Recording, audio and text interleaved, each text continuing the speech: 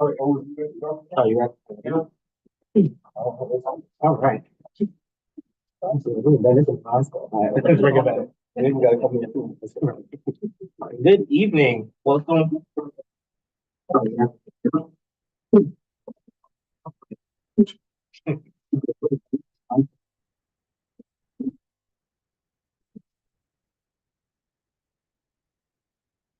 Okay, you should be good now. Sorry about Good that. evening. Welcome to Sutton Middle School's Go Team meeting, where we will follow the agenda as it has been emailed to you in public notes. I am pleased to call this meeting of the Sutton Middle School Go Team to order at 5:34. Our first order of business is to call roll. The secretary will now take, our acting secretary will now take the roll. Dr. Dominique Merriweather, Present. Stephanie Holton, Annette Sullivan, Shauna Aki, Present. Marcus Lamar, Present. Adrian Williams, present, Antoine Edwards, Present. Will Iverson, Present. Fran Egan, Ernie Jones. This team will only be able to take official action if a form is present. If you don't, is there a form present? Yes. Thank you. All right, now we'll move on to our action items. Our first order of business is to approve the agenda. This was provided to you and copies are here. Please take a moment to review the agenda. Are there any changes to the agenda? All right. No changes. May I have a motion to approve the agenda? May a second? Second. All in favor, please say aye or raise your hand. Aye. Thank you, Secretary Bonfant. All right. Next, we will review and approve the meeting minutes from our last meeting. The minutes were provided to you through email by me. Are there any corrections that need to be made to the last meeting's minutes? All right. Since there are no corrections, may I have a motion to approve the previous meeting's minutes? Okay. Anybody? I motion for it. Thank you. May I have a second? Second. All in favor, please say aye or raise your hand. Aye. Good. Thank you. The minutes have been approved. All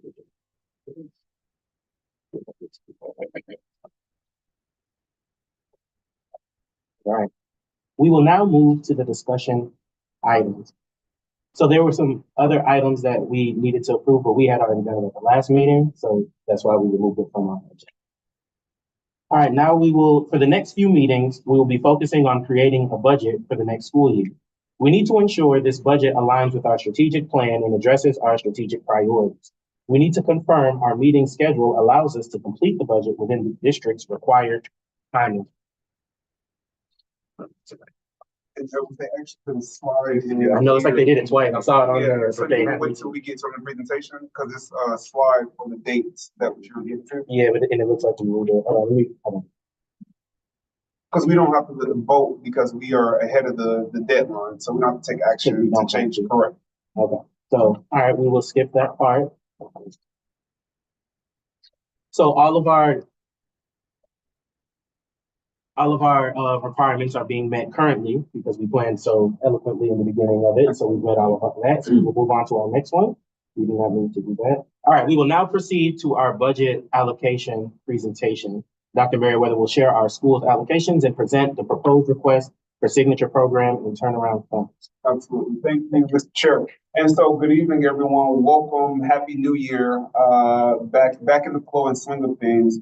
And so as I stated before the meeting, I did send out on Sunday our presentation just for anyone who wanted to look at it early, make notes, take note of it. There will be a lot of numbers, a lot of things that we will review this evening, but I just wanted everyone to be able to have a head start in diving into our budget information. And so with that, we are going to go into the overview of our process and where we are right now. And so basically, as we're doing this budget development process, we do this in 3 meetings. And so the first one is looking at our budget allocation. And so I know, Mr. Edwards, you were saying about those dates that we had to meet as far as the district deadlines. And so as you can see on our budget calendar, our allocation meeting should be between now and the 31st. Of course, ours being today, we're ahead of the schedule. The feedback meeting has to be before February 14th. Ours has been scheduled for February 11th. And then the final budget approval meeting, that must be before Friday, March 14th. And our meeting is March 11th. And so again, as you can see on the screen, we're doing a great job with our dates and we can proceed. And so we don't have to take action because we will be able to meet our deadlines. So of course, Mr. Edwards went over the norms. Our process, this is where we are, the development process regarding the budget again. So during our GO-TEAM meeting, I'm going to provide an overview of our budget, position allocations, requests. We'll get into some signature program funds, and then there is not a need for us to review the gift service delivery model because for middle school, it doesn't change. We're pretty good with our gifted delivery model. So with this, just very high level, as we go over the process for the budget development, my role is to design the budget and propose operational changes, formulate strategies, implement and manage them at the school level, focus on the day-to-day operations, serve as the expert on the school, hire quality instructional and support personnel, and of course, collaboration with the GO-TEAM on the use of school flexibility for position allocations. The GO-TEAM's role, focus on the big picture, positions and resources, not people, ensure that the budget is aligned to our mission and vision, and that resources are allocated to support our key strategic priorities. And so the GO-TEAM's role is to collaborate with the principal on the use of school level flexibility for those position allocations. And so just as a reminder, this is our school strategic plan where we have our SMART goals. And again, we've seen this over 1 billion times, so I'm not going to go read this word for word, but I also have a hard copy for you. And to those of you online, you can view it on your computers. So at our last meeting, we ranked our priorities where we wanted to focus on the first one, fostering academic excellence for all, building a culture of student support, equipping and empowering leaders and staff, and creating a system of school support. And so my hope is that as we go through the budget, we will be able to see our budget and these priorities reflected in it. So when we looked at our rankings, the rationales, I just jotted the rationale. When we said fostering academic excellence, there's a need to have a relentless focus on improving student achievement in all subgroups, not just particular ones. When we look at building the culture of student support, I put in there is a need to continue building on supports in place we have in students, for students, across all grade levels and all subgroups. Equipping and empowering leaders, the need to ensure that leaders and staff have the necessary tools in order to have that positive impact on student achievement. And lastly, creating a system of school support, a need to equip all stakeholders with tools to support all students. So now discussion of our budget allocation, the fun stuff, the good stuff. So here's our executive summary. And so the budget represents our investment plan for our school students, employees, and the community as a whole. Budget recommendations are tied directly to the school's strategic vision and direction. The proposed budget for the general operations of our school, they're reflected about $21 million, as I have noted there. And the investment plan for our fiscal year 26, it accommodates a student population where our projections are 1,638 students, which is an increase of 77 students from our previous fiscal year 25. Any questions so far? How accurate have those projections been in the past compared to actual? In the past, we've always exceeded those projections. Okay. So while though, like for example, we have the 77, we may get close to maybe double that because move-ins that we aren't accounting for and things of that sort. So next on our allocation tab overview, I'm just going to focus on 3 tabs where you're able to see our fiscal year total allocations in the first column. The second one, the fiscal year 25 total allocations, and then the change. And so on this next page, again, you have it in front of you because it's a lot to see looking at the screen, but you can see the increase in the total earned. And so if you look at the first column and you see where it says under projected enrollment, the total earned 21 million and some change. If you look at fiscal year 25, our total earned, we had about 18 million. And so there was a $3 million positive change that we did have. And so below that, you can see our SSF category, student success formula. And so there's this, the mathematicians downtown, they create this formula based on the percentages that correlates to how much money we get, how much we get in our allocations. And so just focusing on the left column where we are. So if you go through that, you can see our base per pupil per student. You also see poverty. You see our EIP, REP students, special education. So again, it just breaks down how much money that we are receiving based on these different categories and groups in our building. Any questions about this before we move on? What's the per pupil, is that just a function of the formula changes that it's going up by, about $1,500 per pupil? Yeah, because of the number of students we're receiving. Do you know how many of these students, like in the increase, are DLI versus non-DLI, or how that might affect your class sizes for those? Because I know you have to hire special teachers. Yeah, so we don't know the specifics of those projected students coming in. We don't have that information available for us at this time. But it's something we definitely can look into to see if that will have an impact when it comes to hiring and staffing. Someone's here at the door. Okay. Come on. Any other questions about this first page? And again, we're going to have a lot of numbers and things we're looking at, so we're just getting started. So on the second page, again, additional earnings for our signature program this year, as Mr. Edwards mentioned, we start off with a zero balance. That's that first line there. We're going to have some conversation and what I placed in here about the needs for our signature programming. If you also look, the security grant of $45,000, that is there. We have utilized the security grant last year, well, the funds we just received for the installation of additional cameras for both campuses. And so Ms. Fielder, our business manager, where we have some blind spots on campus, she is working on with a contractor and getting updated cameras. Well, not updated cameras, but additional cameras. The current cameras we have are amazing. Field trip transportation, dual campus supplement, district funded stipends, and et cetera. It continues. And in our total FTE allotments of 57, the amount of core content instructional teachers listed there at 57.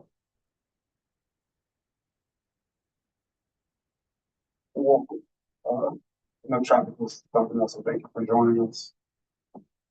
So next we're going to get into our summary tab overview. And so in our summary tab, sorry about that, we're going to look at our earned, funded, staff, difference, and just even particular comments that we have.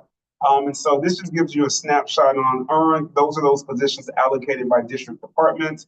There's no school level flexibility with these positions. So if you see something where it says earned, we have no flexibility in how we use those positions. Funded, the district's recommended staffing for positions where there is a school level flexibility with staffing the position. So where you see funded, we do have that flexibility there. It goes on to staff that shows how the position is currently staffed at the school. Difference and comments where there's a difference. I must go in and make a comment on why. So if we're not staffing something, I have to list a comment there. So again, impossible to read on the screen, but and that one slide 25 on the slide deck.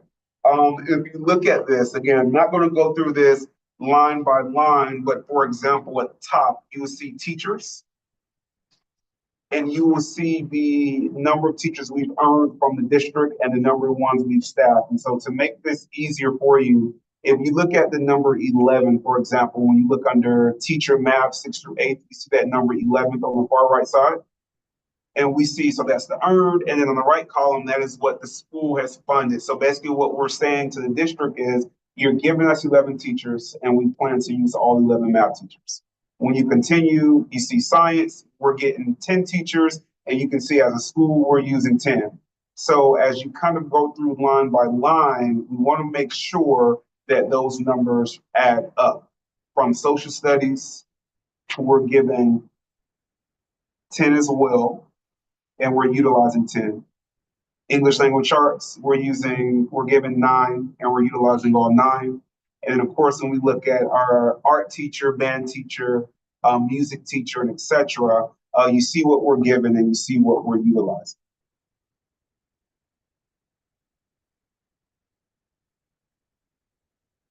Any questions or comments so far as you're just going through looking at what the district is giving us and then what we're utilizing? What about the gifted for 13?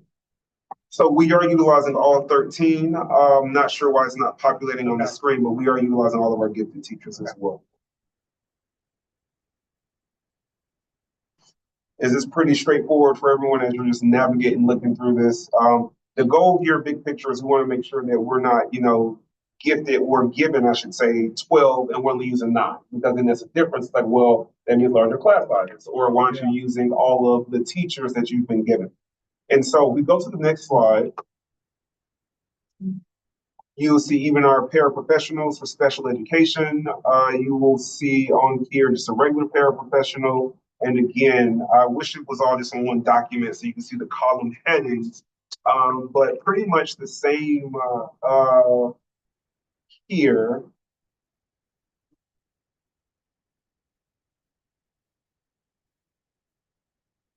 The district, they did notate on here as far as the assistant principals, there that 4 should be a 5. So where you see 4 for assistant principal, you see that we're utilizing 5, and again, that's just because of our numbers. And so that is something on their end that they will be fixing and updating. Now on this page, I did have to contact the district office before, because we do not have school clerks here. Last year, we made all of our clerk secretaries, just due to the nuances and just the amount of workload that requires, constant people to be here yearly. And so I made a comment there that our previous clerks were abolished, and those funds that we were given to fund clerks, we use those funds to fund our secretaries. Does that make sense to you guys? Yeah. Okay. What's the difference? So a clerk, there are 2 different salary scales, and they have, whereas our clerks, they don't work year round, our secretaries, they do. And so if we were a school at the time last year, my rationale was, if we were a school with, less than 500 kids, where a lot of this work could be done early on or be caught up throughout, when people return. But because our numbers are just so large, we need year-round for registration and all the events we have in the summer. So that's why we wanted to bump those to school secretaries. All right, if we go to the next page. Now, the beautiful thing here, and I fought for 3 years now for this, if you look at the counselor line, you see that we have now been allotted 4, and we're utilizing 4. So right now, there's not a final decision when I talk about the operational aspect of that counselor and what role, because traditionally you have 6th grade counselor, 7th grade counselor, 8th grade counselor. So I'm going to meet with our lead counselor, Ms. Paneer, and we're just going to have some conversation about what will utilizing a 4th counselor look like. I'm going to talk to some school level staff as well, just to get feedback and ideas. My initial idea was to have a counselor particularly and specific for our Spanish speaking population. And so a Spanish speaking counselor, where those students have someone who's working directly with Ms. Gladys Rodriguez, who's our parent community liaison. And then this counselor would be responsible for all of our Spanish speaking students in grades 6 through 8. And so again, just an idea, not anything that says, hey, this is it, this is what we're doing, but we're exploring how we're going to use that counselor. I'm just excited based on our numbers that we're able to finally get a 4th counselor to help serve and service our students and teachers. Any questions about that? We've also been allotted, of course, our 2 media specialists, 1 for each campus, school nurse, LPN, RN, and so the district also has to go back and make some adjustment, because last year I made the decision that I did not want an LPN. I know I'm being recorded, so I'm being mindful on what I'm saying. But when I look at the quality that I wanted for students when it comes to their safety. That's important for me, and I didn't want to go the cheap route there. And so we do have 2 RNs, one for each campus. And so that's how we are funding. So instead of using the LPN, we're using the money we get for the LPN, and we're using about less than 30K just to help staff the additional for the RN. And so instead of just having one, let's have one at each campus. Any questions about that? Okay. Continuing to the next line, of course, we have our school social worker that we've been funded, and then of course our SST intervention person, Martin, you guys know this, Mr. Mack, there. And so looking to keep those positions as well. So this page is pretty easy. On the compensation side, is all this just basically set by the district, or do they give you any flexibility in some positions to kind of go up or down based on You said that one more time. compensation on the compensation side? Oh, yeah. So I don't have any autonomy when it comes on that side. That's just set by the district. And so, yeah. So like when we moved our clerks and secretaries, they saw a pay increase because of course more time and it's more money. And these are people, for me, they're dedicated to our school. They've been with us for years. And when you look at people willing to stay after work, even though they're not getting compensated, you know, you have to take all that into account and factor in, thank you for the work. I believe in that. And so that's just an example. The non-staffing tab overview. And so this tab will show how funds are allocated for non-staffing items in our school. There is school flexibility for most of these items. The tab has columns for recommended, the district's recommended amount to spend on that line item, allocation. This shows how much money has been allocated towards each line item. The difference, this shows the difference between recommended amount and the allocation. And I must provide comments if there's a difference in what is recommended and what is allocated. So the next slide is we get into the different lines of our reserve. And so our reserve is just like our safety net. It's our savings account just in case, like, for example, you guys remember communication went out when we added, 2 additional teachers. And so we were able to use money from our reserves to fund those individuals. And so it was nice to have those funds there so we didn't have to pull from other buckets on this sheet. And so you see in our reserves, this for the upcoming year, we have about 291,000. Teacher stipends, which we have allocated on the school end, about $100,000. And so when you look at the stipends we give teachers for being IB leads, or the stipends we give for some of the extra duties outside of their contractual hours, we give that as well. Sometimes, and also too, I gotta add, I don't want to forget this, based on like just looking at historical budgets and what's worked and what hasn't, this is kind of like how on the school side we use our formula. So historically, how much have we used for secretary overtime? And if we notice that, you know, we don't need to have $20,000 there, how can we allocate that money elsewhere? So for the upcoming year, when we talk about events after school, or sometimes when secretaries have to get here before, we've allocated $5,000 because with secretaries now being annual employees, there's really not a need to have them come in extra after hours if they're already getting paid on days throughout the summer and things. And so that $5,000 works well for us. When we look at contracted services for PD, roughly 20K there, based on our needs, based on what teachers need. Of course, in the schools and postage, about 1,000. When we look at our web-based subscriptions and licenses, so all of some of the programs that teachers use from iExcel, Progress Learning, HMH, other things to support student instruction, we want to make sure we still offer that at our level. And so we do give about 100,000 for that. Instructional, employee travel, and admin travel, giving people the autonomy to go out to conferences, present, come back and share the wealth. Our coaches went to New Orleans. They made it back safely and did not get in any trouble, but they were at a conference there. And so it was nice for them to go dig deeper into their learning, to come back to have an impact on instruction here at the school and how we can implement what they learn. And so again, kudos to that team. Nothing for signature programming because you guys know there's a separate budget there. Mileage between those individuals traveling between campuses, roughly about 5,000. And again, the list just goes on. You see we get about 60K from our district regarding district funded trips. And so teaching and other supplies, the district allocated 81,000 for us, but with the price of things that we need for teachers, we did increase that by 113 to 195. Historically, we do stay at around 200,000 or between 190. I believe in an environment where teachers shouldn't have to use their hard-earned money to go out to office supplies and buy things. We actually have, like, I call them mini Target closets here, because we have the binders, the pencils, the staplers, anything you name that a teacher would need in order to do the job. We have it stacked here in both campuses, and we're able to do that, and especially the paper. And we're able to do that because we do spend an amount, a large amount, making sure our teachers never have to go out and buy posters. And so the teachers here, they can attest to that when they need something, they're able to get it and not say, oh, I got to go to Walmart or somewhere and buy it. So that's important for us here at the school. I would never look at school. Thanks. I'm like, really? And the new teachers, they're shocked when we tell them, like, no, you don't have to go spend your money. Like, we have it. Like, we'll buy it. $2 of paper, you're next year, you're not here.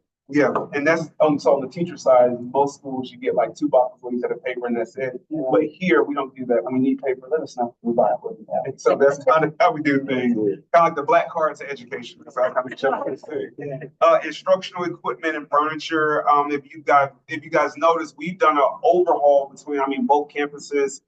With our media center, certain spaces, especially you go in our main office and in the area, there's still room to still kind of update some of the equipment and just furniture in both campuses. So right now we have allocated about $100 grand. And so now we're looking to go into a space of flexible seating.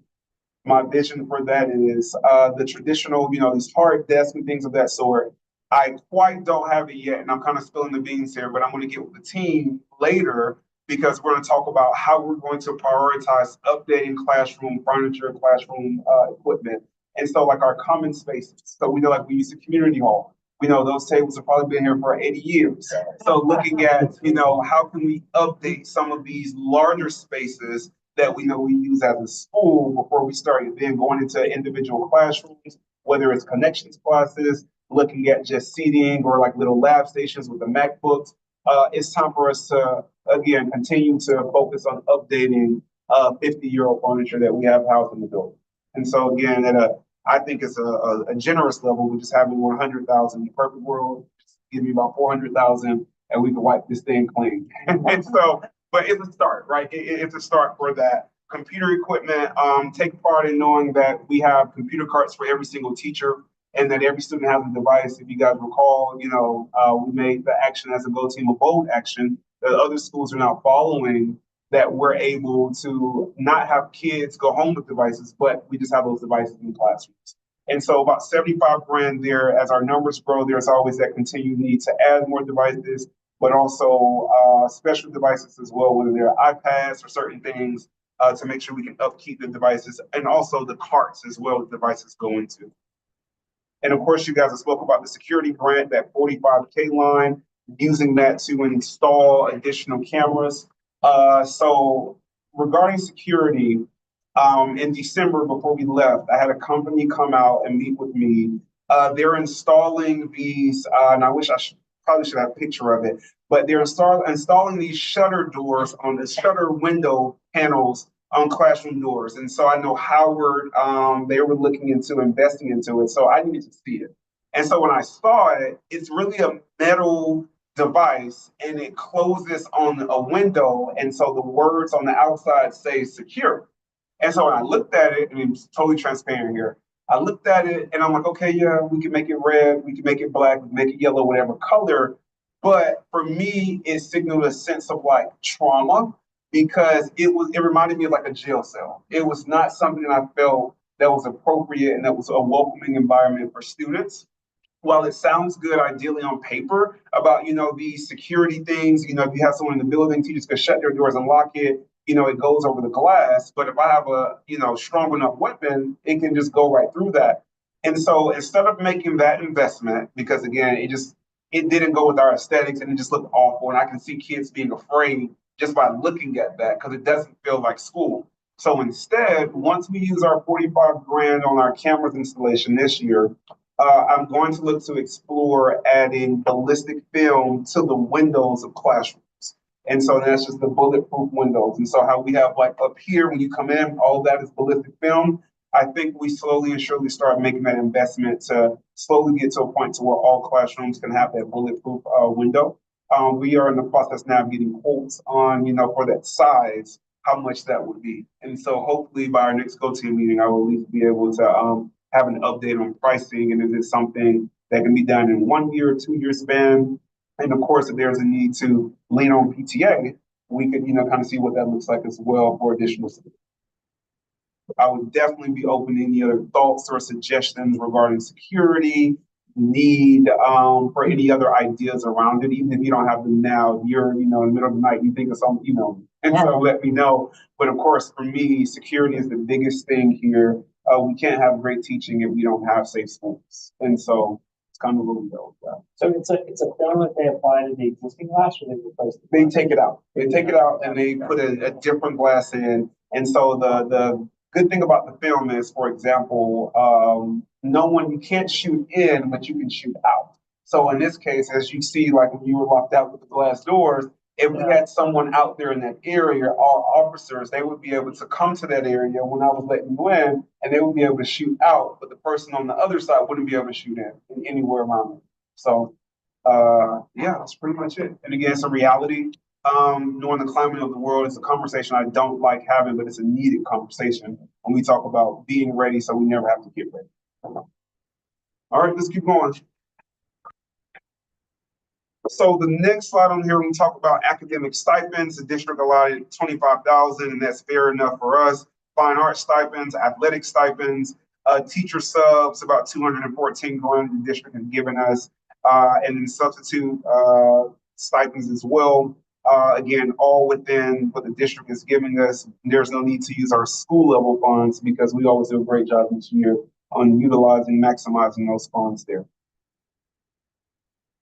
So now signature and turnaround fund process overview. Now we aren't a turnaround school, but as I spoke about earlier, the district, they're piloting a zero-based budgeting process for signature and program and turnaround programs. So basically it allocates funding based on program efficiency and necessity rather than budget history. And so as such, as you guys see, the initial allocation for these programs at all schools will be zero. And so the next slide is me showing you what I've gone in and put in based on the needs for our school. So when we look at that third line and we look at the signature program coach, we already currently have one. The goal is to keep that instructional coach. When we look at our signature world language teachers, this was just a matter of, for each grade level, we have a French and Spanish teacher. And so when I was playing around with the budget, we did have a slight deficit because of, the removal of certain funds. So it was a matter of moving our world language teachers from our regular teacher budget over to our signature programming line. So that's why you see 6 there. So it's not that we're adding an additional 6 teachers. We're just moving from the bank where they're spent from, we're moving to this new bank.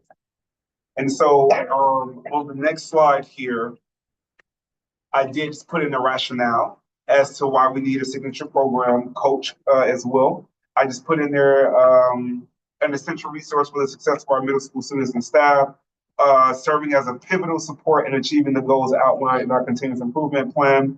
Data-driven decision-making highlights the importance of maintaining this role as recent assessment data indicates gaps in academic achievement and skill development across subgroups. The IB coach directly addresses these disparities by providing PD for teachers, aligning instructional strategies with IB standards, and ensuring a rigorous inquiry-based approach to learning. With their guidance, teachers are equipped to foster higher order thinking skills, increase student engagement, and improve overall academic outcomes. And so again, that was just the why we need to keep our signature program coach supporting our teachers and students. And of course, the last piece here, those signature world language teachers, they don't have to read all of that to you. Again, just move them from one pot to another just to maximize the efficiency of how our funds are being used so we can keep all of our people based on the funds. Any questions about the signature program, your thoughts about it, the rationale behind it, just any thoughts about it?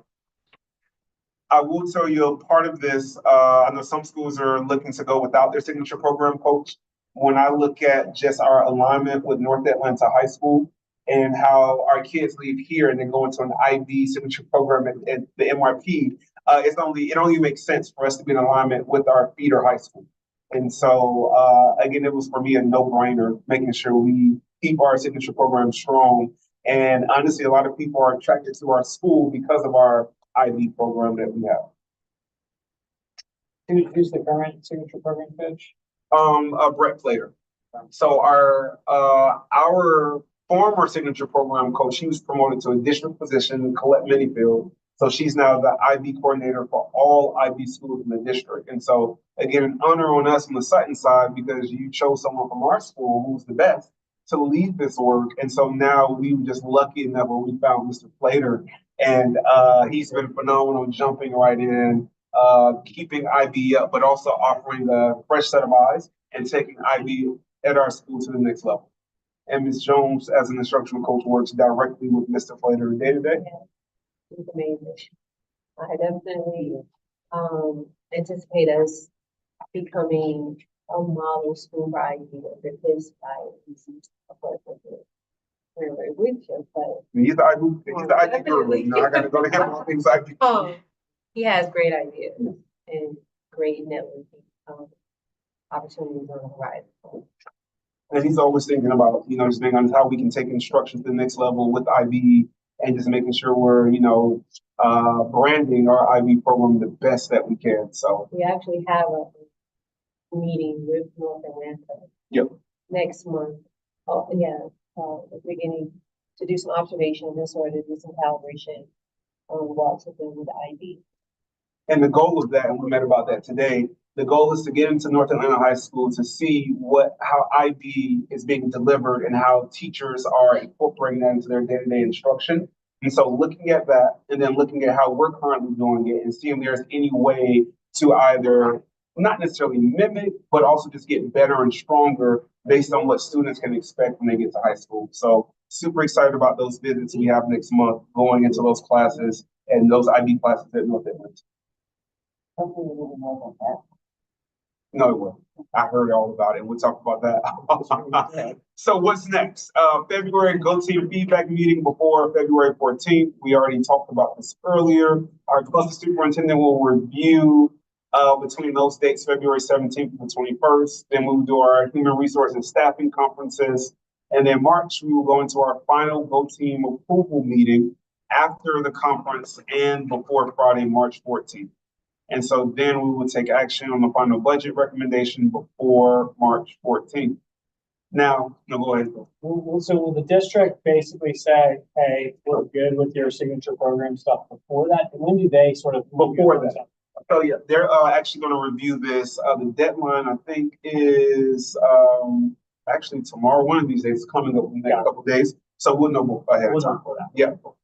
And so what I did do, the last thing, I did take the liberty when we talk about that's the next piece there was the informational items. I wanted to take a moment to just really highlight and capture our CCRPI results. I know before we only had bits and pieces when I presented to the Go Team, we didn't have full data. But let's jump into the. Let me set you. Oh, okay. Hold on, before we get to that part. Thank you, Dr. Merriweather.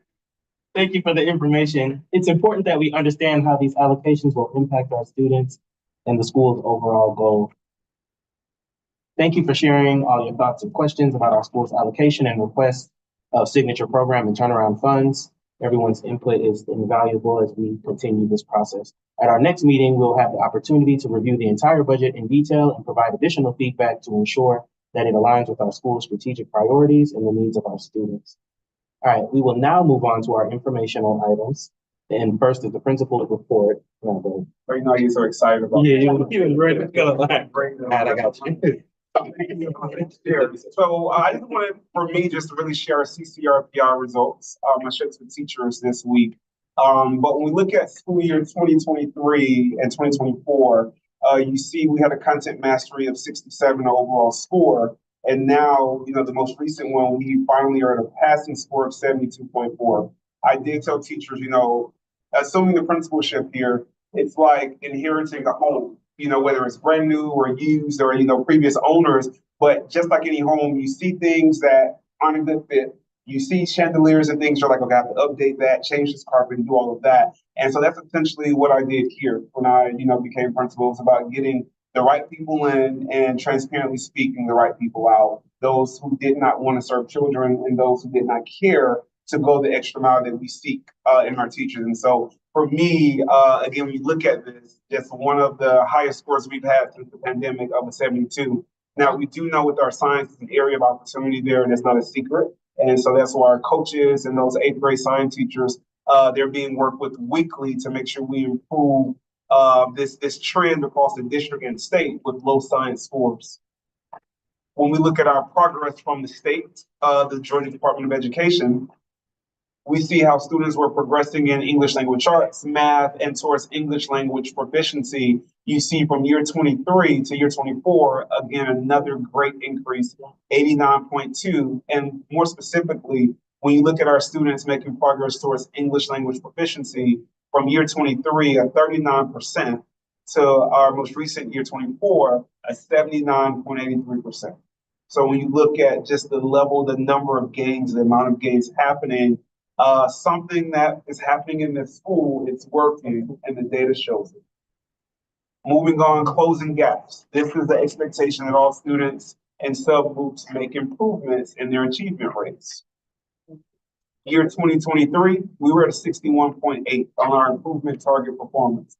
We look at last year, again, the highest has been 84%. So you see double-digit gains just over in 1 year. And again, I tell people all the time, this is not a Dr. Merriweather thing. I take a little credit, but not all the credit. This is a group project, right? So when we look at incredible staff members, our coaches, our teachers, people doing this work of moving the needle of student achievement, this is what I say when it comes to having that house and saying, okay, this has to go, this has to go, this has to stay, because our data reflects that we are doing this amazing, incredible work. And also, lastly, the readiness, whether students are participating in activities, preparing them, and demonstrating readiness for the next level.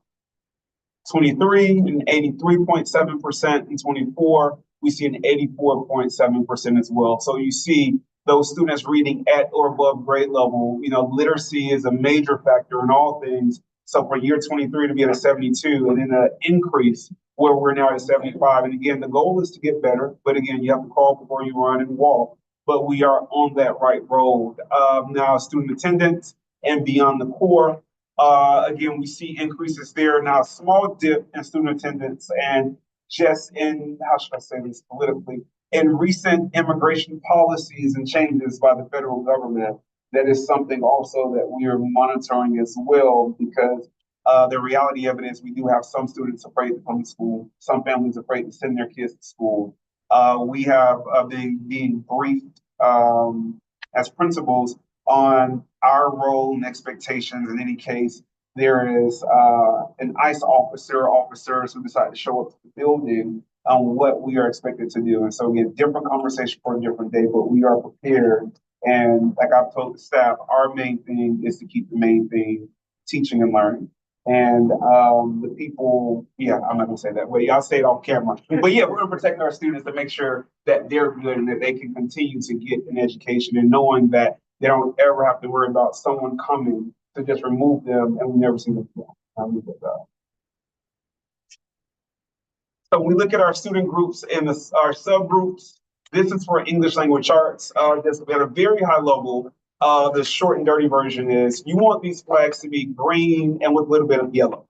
When you see that star in the middle, that means that our students exceeded their score. So this column in the middle where it says score, that was students, what they received for each subject area in the English language arts. And you see the target, what they had to meet. And so, for example, when you go down, our economically disadvantaged students, our English language learners, and even our students with disabilities, you see their targets in that middle column, but you see what they actually scored. And so that earned us some great points. And this really is attributed to Ms. Jones' leadership with our English language arts department and how we receive state recognition by State Superintendent Richard Woods. So again, beautiful. The next goal here is, to go from 99% perfection to 100% perfection by having each subgroup with a star in the middle as well. So again, when people talk about our level of instruction and back to our private school conversation earlier, you see what our kids are doing and how they're performing. So there was not any target flags for math this year. For again, the state decided why, so we don't have any data there. Now, of course, as I've been talking about, it's our science. That's what we've been doing a lot of hardcore work with our science teachers, 8th grade specifically, and working with them. And like I've said, there was a trend statewide, district-wide, where science scores took a decline. And so again, we're just doing a deeper dive in, looking at student data, making sure teachers have the PD that they need, and making sure that we are in those classrooms as well, supporting teachers. Are there any things similar to like elementary high touch, high tech things or things like that to engage in science? We don't have that. I'm Don't have that. not familiar with that. It's my Okay. first time hearing. It's like a program through, I think it's through like, Yeah, it's like, Okay. Okay. they come in and like do experiments and different things in the classroom versus, it's like sponsored by like Georgia Power will come in and like sponsor, like a lot of different companies will sponsor it. Wondering if there's like. Yeah, it's definitely a thing because elementary classes don't necessarily have labs. Yeah. But because we have labs here, they definitely engage in comparable More activities. stuff, yeah. But I do know. Yeah. But that's why it's more common in elementary as opposed to those. And just on that note, I know Ms. Jones, she works with those science teachers as well. Areas, especially in the 8th grade, where teachers can do a deeper dive into planning on making activities more hands-on, making it more engaging. There's been a lot of intentionality on how can we take the rigor of this and just outside of just textbook learning or on the device learning, how can we make this hands-on appropriate for children? And so that's been a lot of the work that's also been happening as well. And when we look at our social studies and for us, Georgia studies, I mean, just super, super impressive. When we look at our subgroups, we see those stars that we want to see in addition to the green. And we see that our multiracial students, that they made progress, but just did not meet their improvement target. And you see they missed it by just a little bit, just a smidge, 89.12 to a 90. And so this is really night and day from the previous year where our social studies department has made great gains on the Georgia milestone. And so again, super proud of the work there with those individuals. And that is all that I have on my end as far as the presentation. I'll turn it back over to Mr. Chair, Mr. Edwards. Oh, thank you. All right. Let's see. Thank you, Dr. Merriweather. Is there any additional information from our cluster advisory team or any committee? Well, I know Ms. Egan isn't on, so probably nothing from the committee, but has there been any cluster advisory meetings, Jones? Not since our last meeting. All right, so we will move on to our announcements. I want to remind all Go Team members that you have to complete your budget training in Ellis before we're able to actually vote on the budget in March. So make sure that we are checking our emails from the Ellis platform. When I looked earlier today, it was not available yet, so I don't think they've sent it or unlocked it, but I'm sure they will before Diane is not. holiday. Okay. Yeah, we haven't quite gotten it. We're hoping to get it out this week. There have been a lot of changes to the budget process, so we're reviewing it, but y'all started meetings really quick. So hi, everyone. Happy New Year. All right, so that was it. Does anyone have any additional announcements?